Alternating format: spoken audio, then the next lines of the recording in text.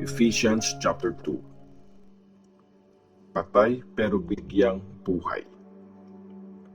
Dati, parang mga patay na kayo sa harap ng Diyos kasi makasalanan kayo at di kayo sumusunod sa Kanya.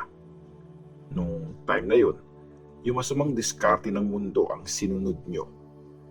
Sinunod nyo ang leader ng mga evil spirits. Siya ang nasusunod sa mundo ngayon at kontrolado niya rin ang mga taong hindi sumusunod sa Diyos. Actually, ganito tayong lahat noon.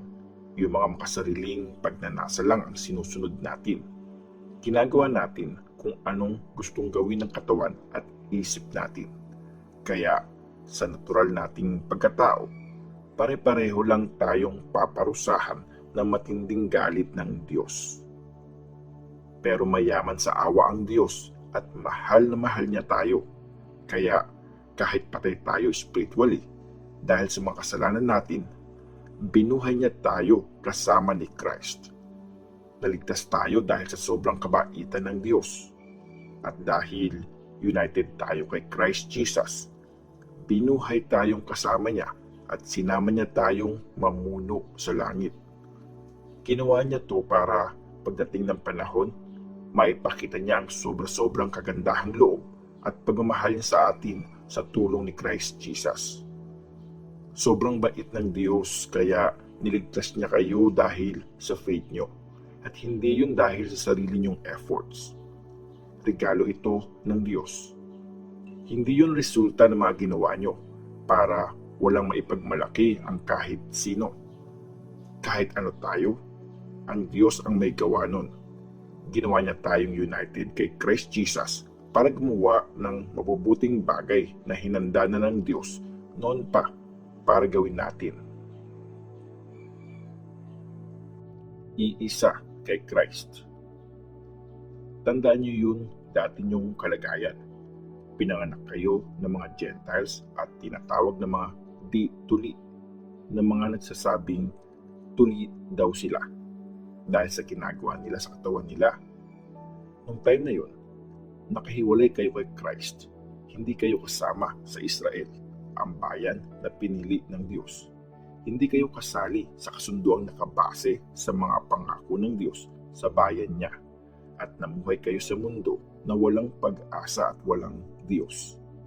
Dati, malayo kayo sa Diyos. Pero ngayon, dahil nakipag-isa na kayo kay Christ Jesus, inilapit na kayo.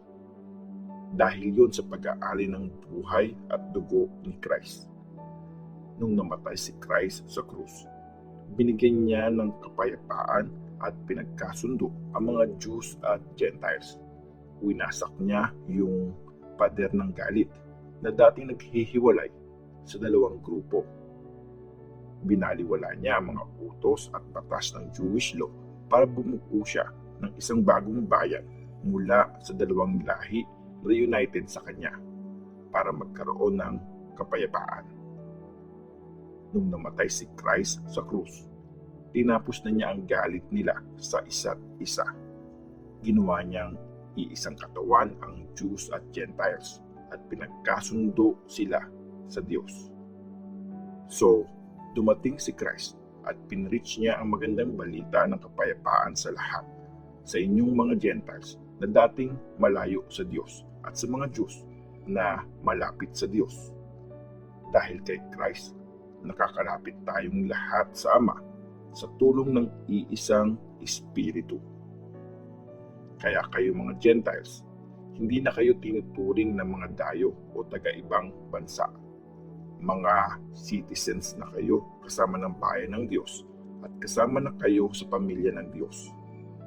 Para kayong building, tinayo kayo sa pundasyon na nilagay ng mga apostles at prophets kung saan si Christ Jesus mismo ang pinakamahalagang bato.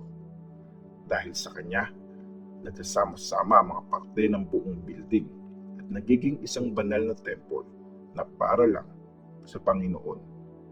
Dahil sa pagiging united niyo kay Christ, sama-sama din kayong tinatayo para maging bahay na tinitirhan ng Diyos sa tulong ng Holy Spirit.